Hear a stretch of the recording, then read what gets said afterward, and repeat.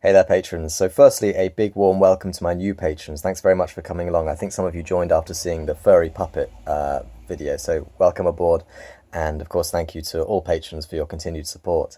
So this device is one of the things that I've been working on these past few weeks, and this is basically it's a modification of Jason Hotchkiss's the Lestrum. Now, my idea about this whole thing is that it's a device that a puppet could feasibly play in real time and create music. I think it could be a really fascinating thing to play around with.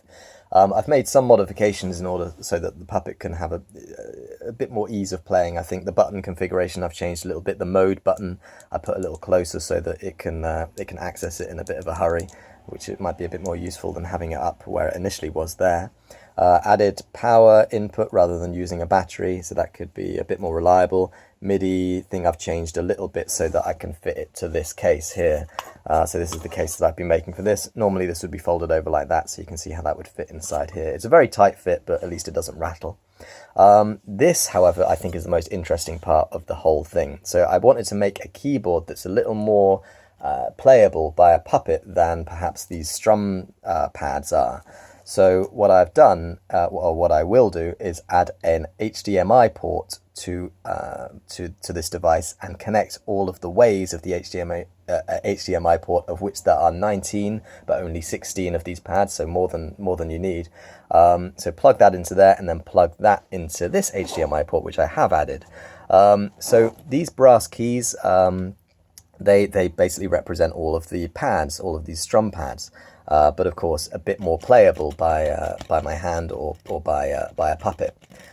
So I've made the keys very close together, or rather very small and close together, I suppose, so that if a puppet stamps on it, they can press more than one key at once, which is maybe a bit annoying in a conventional keyboard setting. Normally you'd want them to be nicely spaced so that your finger can access each one individually.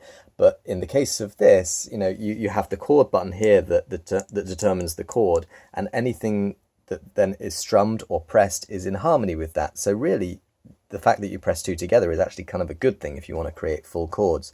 Having said that, if I do want to play this with my hands, I've added these triangular bits here so that your fingers can quite easily get a bit more precise with where they're pushing. So how this works basically is I have some tactile buttons underneath here, you see. So these are Adafruit's, I think they're silicon capped tactile buttons, something like that. Really, really nice soft touch, and even softer when you put them about 3/4 of the way down the key, so that you have that extra bit of leverage. So you have four, is it terminals? I'm not sure the terminology on these buttons here. So you can see two of them there that aren't in use, but the two on the other side, one is hooked up to the corresponding pad of the Lestrum, through the HDMI, and one is hooked up to the stylus. So by pressing it, you get all the notes. So maybe I'm aiming to have this done by the end of the week, I think, but maybe it'll be a couple of weeks before you guys see it. But maybe I can give you some more updates. Anyway, thanks again for tuning in, and see you soon.